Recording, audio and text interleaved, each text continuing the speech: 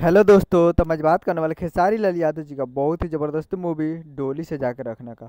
एक बहुत ही शानदार सॉन्ग रिलीज़ किया जा रहा है कल सुबह में, जिसे गाए हैं खेसारी लाल यादव जी और प्रियंका सिंह, और लिखे हैं प्यारे लाल कवि जी, और म्यूजिक दिए हैं रजनीश मिश्रा जी।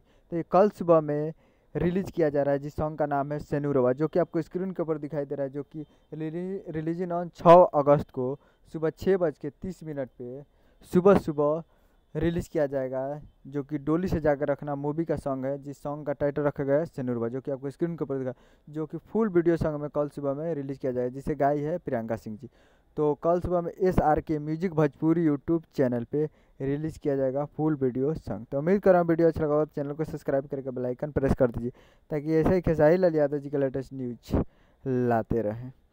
मिलते हैं अगले वीडियो में, तब तक के लिए जय हिंद, जय भोजपुरी। जाइए और जाकर से नुरवा सॉन्ग SRK म्यूजिक पे कल सुबह 6:30 पे सुनिए और प्यार दीजिए।